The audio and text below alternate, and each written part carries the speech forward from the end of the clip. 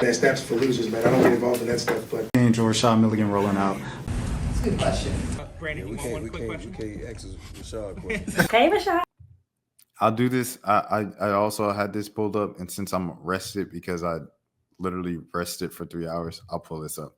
A black man freedom for 27 years endured a soul-crushing weight of incarceration, not for his actions, but because of reckless misconduct of white police officers and the deficit of a corrupt cop who weaponized lies to destroy his life. Now, as the courtroom bears witness to his exoneration, the judge's attempt at comfort, a tearful, hollow gesture, only underscores the deeper wound. Accountability remains absent. The cop who orchestrated this injustice walks free, shielded by a system that punishes the innocent while protecting the guilty. This is well written, Raheem Shabazz. The criminal justice system did not only fail this man once, it failed him twice. First, by caging an innocent soul by refusing to hold the true perpetrator accountable. This is not a miscarriage of justice. It is a profound portrayal of Black humanity, a grim reminder that the struggle for liberation and dignity remains as urgent as ever. Well written. Let's watch this thing in a minute. I'm an innocent man, Your Honor, and I have always been an innocent man. This is John Bunn, who spent 27 years in prison for a wrongful murder. Bunn, who lives in Brooklyn, New York, was arrested at the age of 14 by NYPD Detective Louis Scarcella, who spent 16 years in prison until his 11-year parole while fighting to prove his innocence, eventually having his conviction overturned due to Detective Scarcella's misconduct and a lack of reasonable doubt about his initial arrest. Y'all convicted and had a wrong man in prison, and now y'all still have somebody that's on loose. After 27 years of trying, Boone was finally exonerated, and before leaving the courtroom, he thanked the judge, saying it was the first time in 27 years that he truly felt free.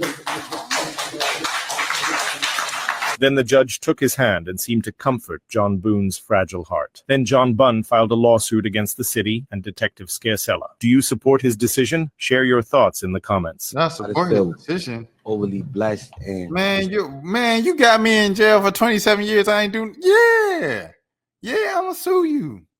Yeah, I'm gonna give it a go. Yeah, 27 years. Man, 27 years. We don't have Mac Miller in the 27, Jimmy, y'all know the 27 Club. I think Mac Miller was 28, right? But regardless, he might have been 26. How old was Mac Miller? Hold on, let me see. Mac Miller age. Mac Miller was 26. So within 27 years, Mac Miller, you have Mac Miller, Jimi Hendrix, Amy Winehouse, like, you know what I'm saying? People who accomplished like a lot of stuff in 27 years of life. So just imagine being a teenager, starting as a teenager, 27. That's a whole lifetime, bro. Yeah, I'm getting out. I'm sued the city. I'm leaving with something. I'm from around the way. I'm leaving. Come on, man. thanking God that. This is terrible, bro. It's terrible. I know my mom. As a side note, like this week. Oh, he follows me. Oh, I'm an innocent man. Okay, bro, let me follow you back. I didn't even know you follow me. I'm gonna follow you back, brother. Okay. My mom, you know, she was worried about me going out this weekend period, leaving the house and things of that sort, because you know the inmates in the city, you know, got out, the 10 inmates, and shoot, a cop could look at me a different way. You know, I got Twitch, you know what I'm saying? I got some hang time now, you know what I mean? They could look at me and think I'm one of the dudes and take me up for mistaken identity, you know what I mean? And so it's definitely a real kind of situation. Like, I know so many times people pulled over and, you know, wrong identity, everything like that. Put in handcuffs, put in the back of the seat. They look up, oh, sorry, you're not him. Like, we know far too many kind of examples like that. Or me, at least I do, you know. So, I mean, for me, like I say, so that situation my mom was concerned about, that being a possibility. You have to understand, I grew up in a county, Cobb County, like, come on, black boy. Like, I grew up where I was riding back from a concert with my friends. We all in college. We 4 or 5 college students deep in a car. And the cops, you know what I'm saying, pulling around. We parked back in front of our boy's house. We all carpooled from his crib. So, you know, we about to get back into our cars, but you know how it is. You park after a show, everybody just chopping it up in the car, bro. So we sitting there in his mom's front yard and stuff like that before we get into our cars and leave. And like the police like creep up, and then it goes around the block, and then it creeps up behind us again, and it goes around the block, and then it gets behind us, and then flashes its lights on. I'm like, bro, we not even doing nothing, bro. We just sitting in the car. He said, "What y'all doing?" Like, it's a white officer. He's like, "What y'all doing?" You know what I'm saying? Pressing us. And then like we just talking to him like, what's going on? Buddy goes, oh, hold on. And he like holding on to his waist. He holding on to his weapon. He said, hold on. It's 5 of you and it's only 1 of me, okay? Bro, we just asking like, why are you even talking to us right now, bro? Like, we minding our business. We just sitting in the car right now. We about to go into our, you don't see these 5 cars in the driveway, bro. We about to go to our cars, bro, and go home. Man, like, it's situations like that. We end up having to get out the car and stuff like that because, you know, we coming back from a concert in Atlanta, and the concert smell like weed, so the car smell like weed. So we got to get out the car. So they search the car for any weed, and it was a whole situation. He get back up. It was a whole situation, dog. It was ridiculous, bro.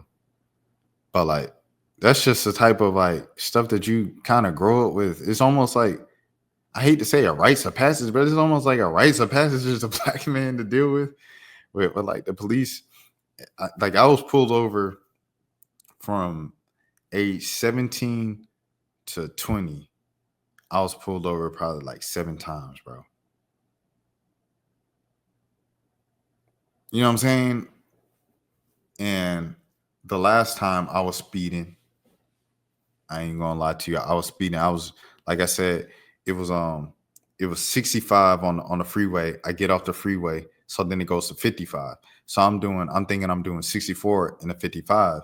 I go down 1 light over, the speed limit goes from 55 to 45. So now I'm doing 64 in the 45, and that's how they pulled me over and stuff like that. But there was no, you know what I'm saying, pedestrian traffic. There's no sidewalks. There's no parks. There's no schools.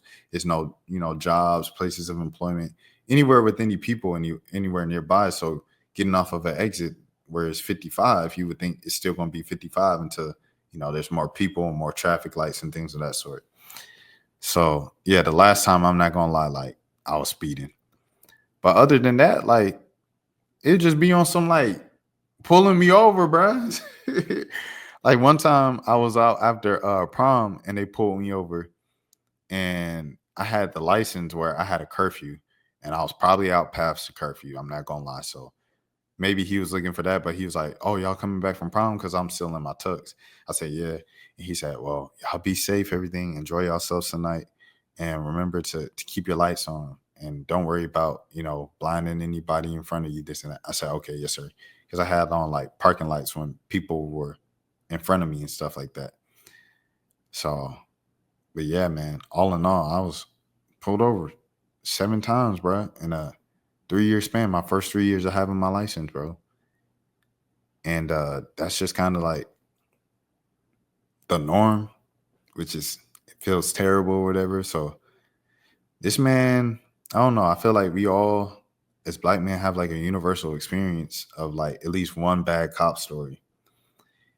Or at least maybe I just have a skewed view, just growing up in the South, in the deep South and stuff like that. Maybe I just have a skewed view, but it seems like we all have a bad cop, police, anything like that story. Obviously, this is extreme. 27 years behind bars, and you ain't do it. I definitely think it's a story that should be told.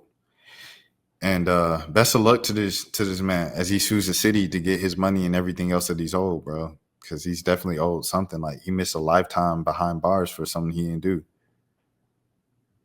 And honestly, because of his skin color. And you like, how's it because of his skin color? Because obviously you look like the man that fit the description. Shout out to Saba, who has the line about that, and Care For Me, one of my favorite albums ever. But yeah, that's all I wanted to say. Those are all my thoughts for today. This was an hour and a half. We do this at 6:45 in the morning, East Coast time, 5:45 Central. And this was a product of a 3-hour nap, of oversleeping. So shout out to oversleeping. Everybody, if you're watching this, remember to have a good morning, have a good afternoon, have a good evening, have a good night. And if nobody else told you today, I care for you. I'll see you tomorrow. Peace. That's for losers, man. I don't get involved in that stuff, but. Angel Rashad Milligan rolling out. That's a good question. Brandon, We one quick can't question. ask Rashad a question. Hey, Rashad.